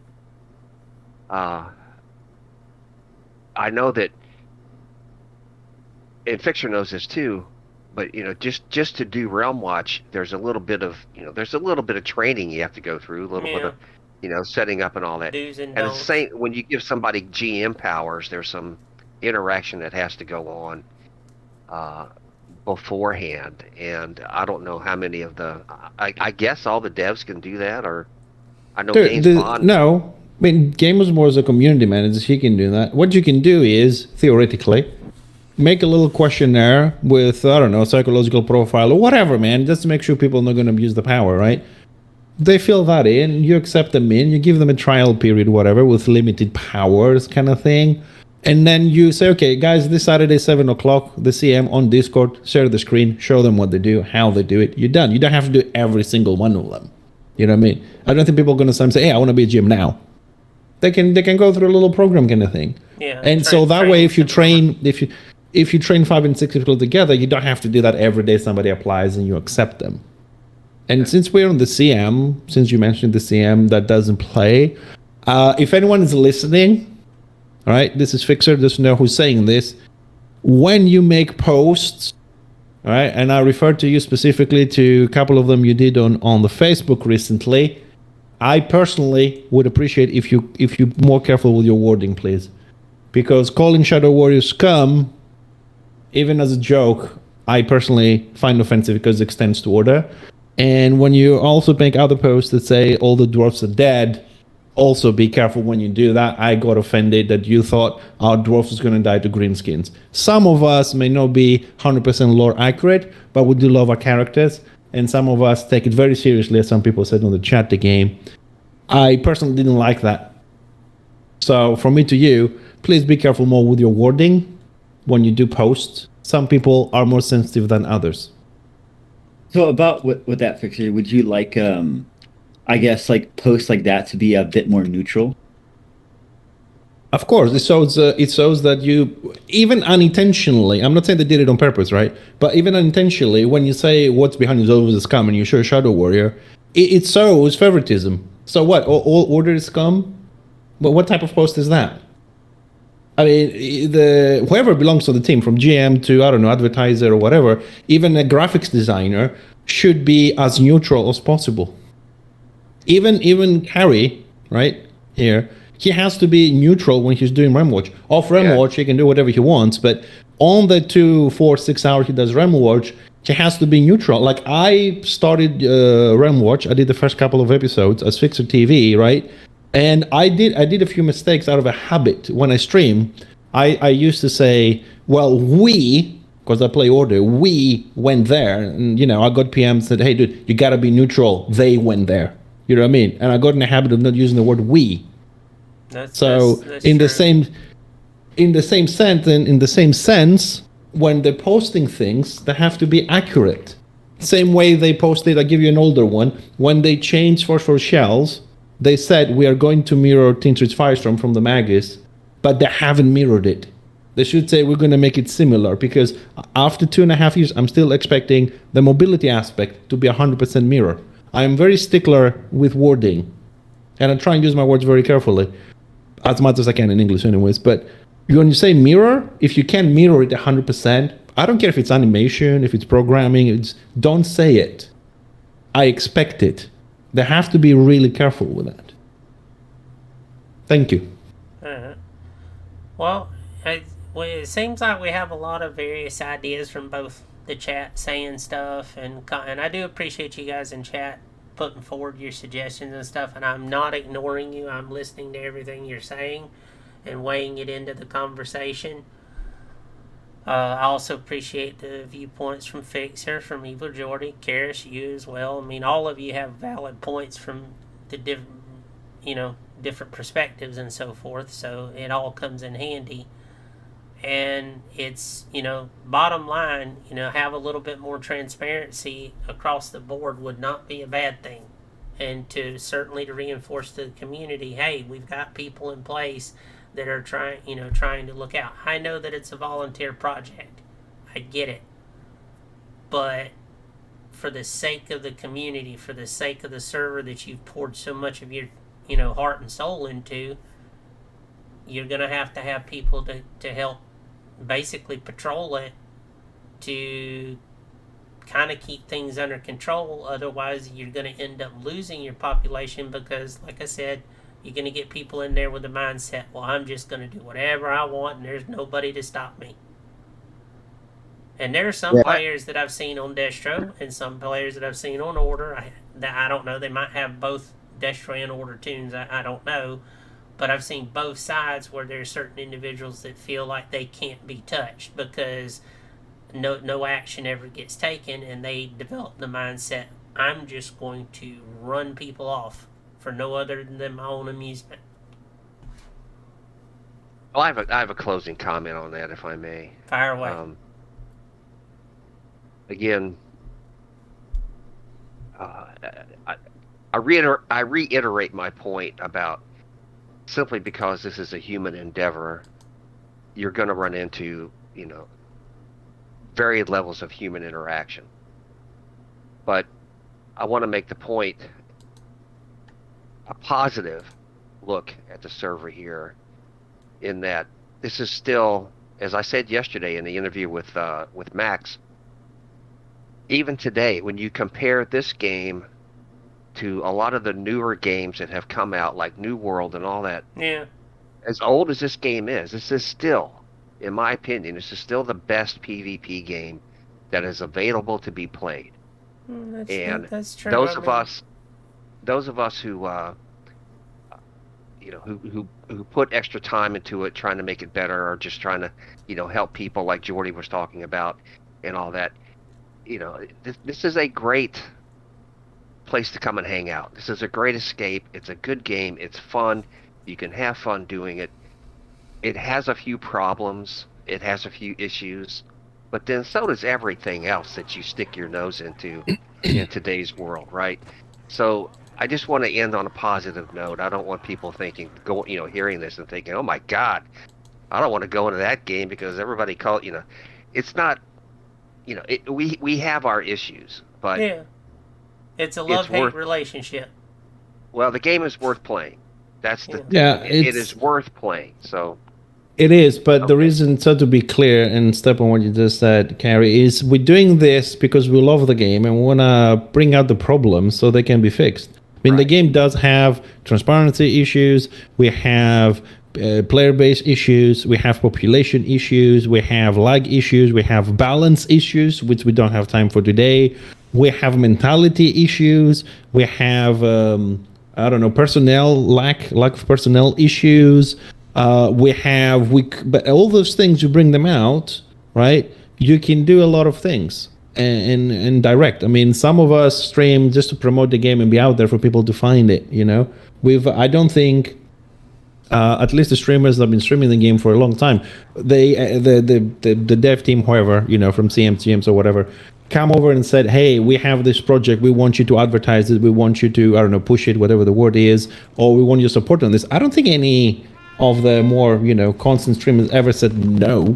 That's why we do it. From making videos to help people to whatever drops and this and that. We also a tool, right, as the streaming, I mean, to be used. I mean, if they doing work, they can have a stream on, whatever, and they see someone abusing, they can see someone cheating, they can see a problem, or they hear, oh look, oh this is broken, and they have a quick look. You know what I mean? Pick a few things up on the spot. I don't see why they can't use the streams as well to as a tool for promotion, for correcting, for detection, for anything. You know what I mean? It's most of the things we tell them out loud. It's recorded. It's instant. We can be used as a tool for that. And also, just say one last thing for me because I gotta go as well. I don't know who said this earlier. Said that we all play solo and we should have more people that do warbands and 6-man and so on. Most of us stream solo. We play 6-man and warbands, organized warbands and whatever off stream because personally I'm sick and tired of every time I do a group to have 2 desperate warbands coming stream sniping me. So all of us, I think we have experience in 6-man and warbands, but we're not going to stream it because personally I've been kicked over 4 or 5 guilds because of that. So we do that off stream. I'm done. I just want to say that I know I sometimes when I complain about stuff, especially in my stream, I feel like a spoiled child because a group of people basically slaved over this game for like years and years, so I can just come in here and critique it, right? But it comes from a place of love, and I just want to see the game get better because I always said this. I started streaming only to advertise this game, and I just want more people to play the game that I found that I enjoy like so much because I feel like I'm still boggled sometimes when I think about it. It's just like how do we only have like a few hundred people on this game at like any given time? Because like this game is like my favorite game on the MMO market. Period. Like I'm shocked sometimes, and I think it's like we reach more people. I think this game easily like the devs have done a great job. I just like I me personally I would like more transparency, and I think I don't think that devs should be so afraid to, I guess, like communicate with the community. However, I do see why, like they would be, because it feels like I've said this a lot of times, and it's not just for even this game. If you look at World of Warcraft, being a WoW dev is like a thankless job. Like no matter what you do, you're pissing someone off. That's So true. I I've definitely seen understand. that with dealing with working with other dev teams. It is a thankless job. That people, no matter what you do, you're never gonna please everybody. It just will never happen. But I'm going to skip some of my questions I had because we're a little bit over the ending time here, and I don't want to go too far. I'll save them for next time. Fixer, I understand you need to get going as well. But I do want to thank you guys. I mean, I love the information that I've heard from you. I love the information that I've heard from the guys in chat. For those of you in chat, the door's open for future broadcasts. I mean, it's not always going to be the same set of people, because I want to eventually hear comments and questions and ideas from all corners of the community, not just a set bunch of people. But Karis brings his knowledge to it. Fixer brings his knowledge to it. Evil Jordy, in the short time he's been playing, he brings his knowledge to it. All of us in our own way, we do what we do to try and help this community because we love it. That's what we're here for. I've spent enormous times working on quest guides, which for those of you in chat, real quick, like if you type in exclamation K8P, that'll bring up the Carrick 8 Peaks quest guide, which is also on the wiki.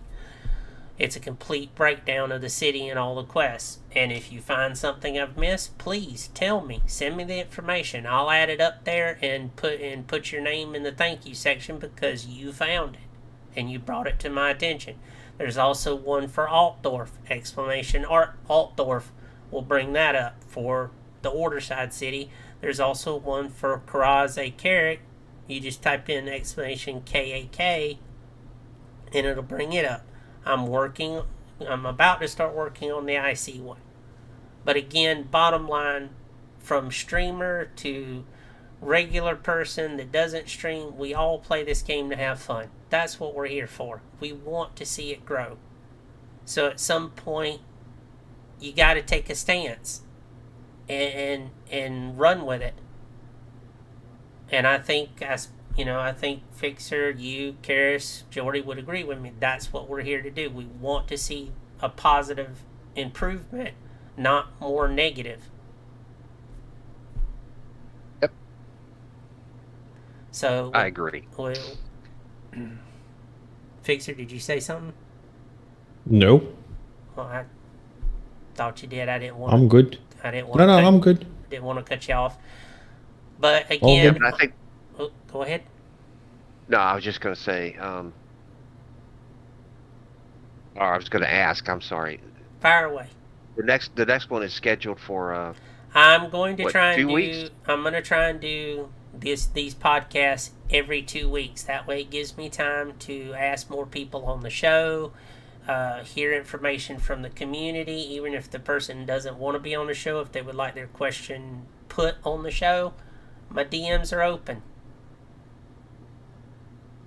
I'm open to ideas, guys. Okay. And I intend to push these ideas forward to the devs. I can't say that it'll get done, but I'm willing to try. And that's what I'm hoping to do, is to see a positive thing come out of this. Well, Toth, I appreciate it. I got to bail too. Not a worries, man. But I appreciate it, and thanks for having me on. Fixer, Jordy, it was enjoyable, really. You guys are great. So thanks for the show, man. Not Thank a you for problem. coming. Happy to have you guys on Yeah. the show. Always Thank a you, pleasure. Toth, for putting all this together. Not a problem. Thanks, guys. Not a I'll catch you problem. later. Appreciate you Later. being here, guys.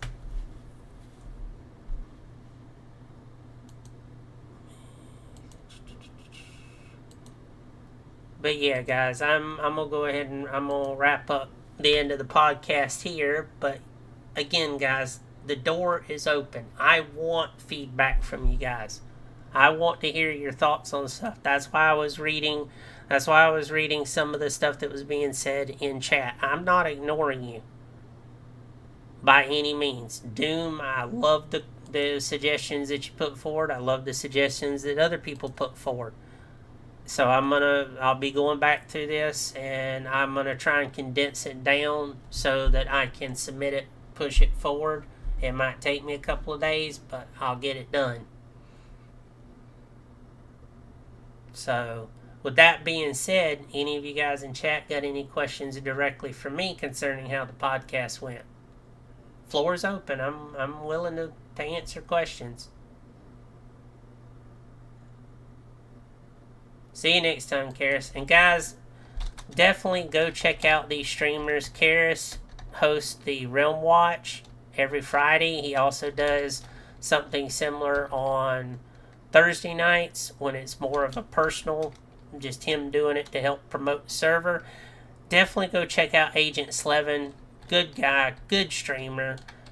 Always has something going on. Always, he's very informative with anything he does. Also, go check out Evil Jordy. All good streamers, all good people. I'm planning to talk to some people for the next podcast to have on the show. But like I said, I need 2 weeks in order to get things together on that. So, with that being said, I've been going for right at 8 hours. Yes, Hickey, I'm going to save... okay. Let me rephrase that. Is it Hikai or... If I'm saying that right, you'll have to tell me because I don't want to say it wrong.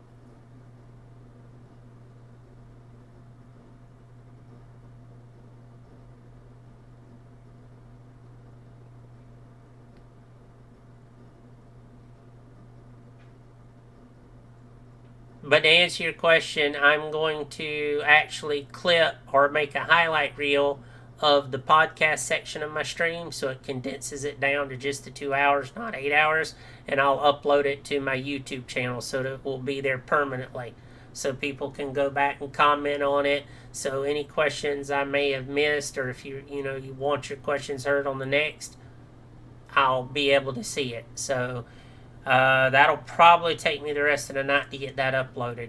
But yes, I'll be saving each VOD so people can go back and kind of watch. Again, I'm always open to suggestions. But let me see who there is on the raid lineup. We got some interesting streamers. Let's see. I try to raid an assortment of different people in the community because I try to help promote their channels the same way you guys help promote mine. So let's see who to raid in the RoR community. I see somebody I have not got to raid. So let's get this going. And guys, again, I appreciate all of you being here. I look forward to seeing you tomorrow for my normal stream, which is normally at 9 a.m. Eastern, which is 3 p.m. for the EU crowd. Love you guys, and thank you so much for the support. I'm looking forward to future podcasts. So, let's get this set up.